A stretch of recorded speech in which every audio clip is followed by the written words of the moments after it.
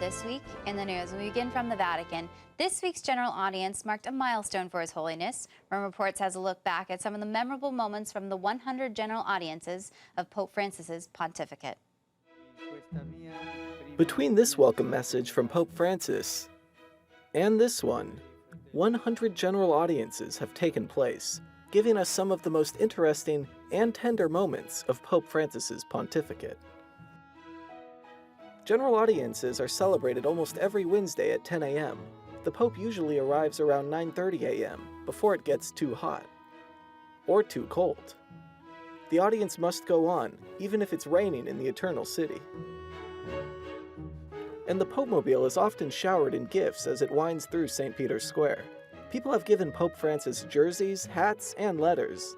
He often stops to trade his papal hat with someone, or even take a sip of traditional Argentine tea. This group of Legionnaires of Christ gave him a cake for his 78th birthday and sang him traditional Mexican songs. One person even brought a parrot to St. Peter's Square for Pope Francis. The Pope-mobile often stops for children and the elderly. The Pope has blessed hundreds of elderly and thousands of babies during his audiences. Alcuni, quando li prendo per baciarli, sorridono. Altri mi vedono in bianco. Credono che io sia il medico e che vengo a fargli il vaccino e piangono, ma spontaneamente. I bambini sono così. Pope Francis is the first pope to invite pilgrims to join him on the Pope-mobile. For example, the Pope happened to see an Argentine priest in the crowd and invited him to take a ride. On many occasions, the Pope has said he is a fan of the soccer team San Lorenzo, and he often spots their gear from a distance.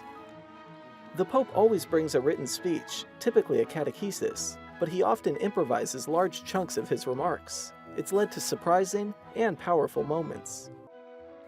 After the catechesis, he often spends more than an hour personally meeting with hundreds of different visitors.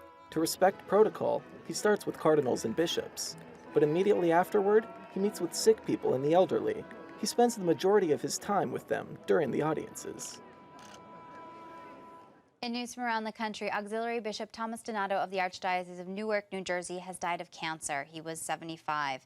A native of New Jersey, he was ordained a priest in 1965 and celebrated his 50th anniversary earlier this year. He was ordained a bishop in 2004. Newark Archbishop John Myers said Bishop Donato saw Christ in everyone he met. A funeral mass will be held August 31st at the Cathedral Basilica of the Sacred Heart with burial in Holy Cross Cemetery in North Arlington, New Jersey. In news from Rome, everyone is heading back to school, including seminarians. The Pontifical North American College, or the NAC, welcomed 72 men beginning their studies this week. And what better way for the schoolmates to get to know each other than with a softball game? Catholic News Service was at the game and spoke to a few of the new seminarians about how Pope Francis has inspired their call to religious life. The fresh air that Pope Francis has breathed into the church is great, at least from what I hear of the church, is that a lot of people, whether they go to church or not, they love Pope Francis. And I think that's just a wedge in the door for evangelization, to speak to people, to evangelize and to catechize those who are both in the church and those who are currently without.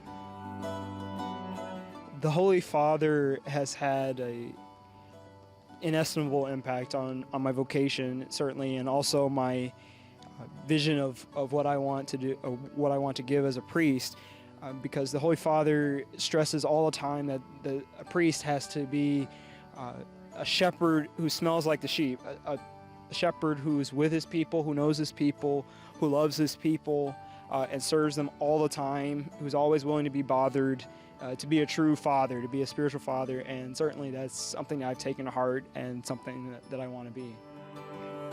I think that the example of Pope Francis following Christ in the way the Blessed Virgin Mary did it is very clear for us. To say yes to Christ, yes to the church, and do it joyfully. I find those characteristics in the North American seminarians of today. You know, the profound love of Christ, love to others, the friendship, the brotherhood, and that yes to all the challenges.